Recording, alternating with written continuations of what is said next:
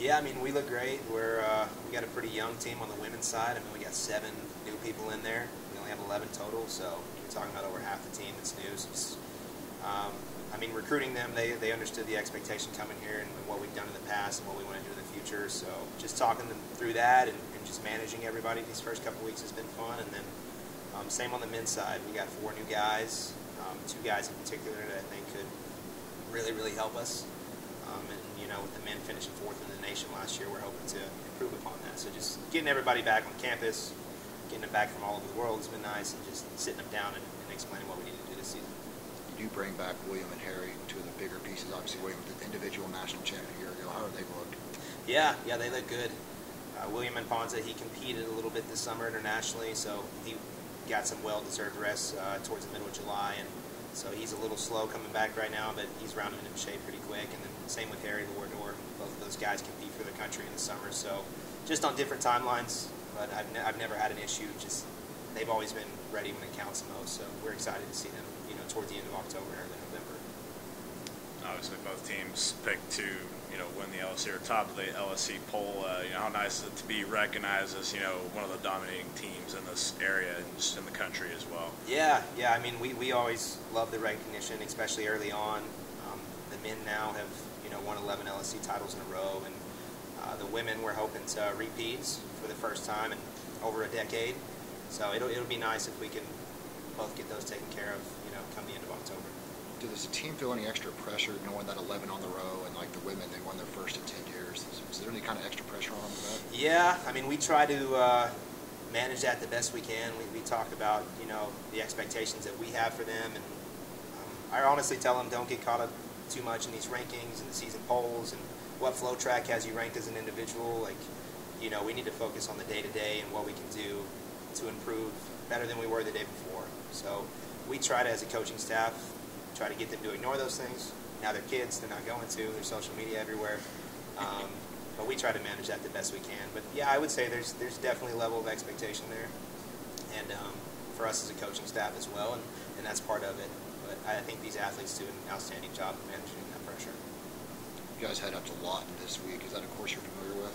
I've actually never been there. So yeah, when they had the Lone Star Conference Championships, it was the October before I was hired here. So I've never been to Lawton. Really, we've had a really hard week of training. We're not going to back off any. I would like to see some of these newcomers get some reps in. Some of these new guys just making the jump to AK is going to be a little bit different, especially on grass. And same with the ladies. Some of the ladies we've had, they've never run 5K, they've never run it on grass. So just getting them used to that feeling, I think, is very important. And we're not really looking for anything special other than a rep this weekend. Everyone pretty healthy coming into these meets. Any injuries at all? No, we're relatively healthy. Just some little things here and there that you would expect when you're running as much as these kids do. But yeah, nothing major that I think is going to set us back by any means. As I kind of mentioned at the beginning, you guys have the longest year of anyone because you come from cross-country season right into indoor, right into outdoor. So is there any kind of pacing with that, knowing they have such a long grind ahead? Oh, yeah. I mean, 100%. Right. So, I mean, right now we talk a lot about, you know, how you spend your emotional energy, and it's, you know, you get on campus, everybody's super hyped, you want to spend it all at once, and it's like, guys, we need to go, you know, all the way till May.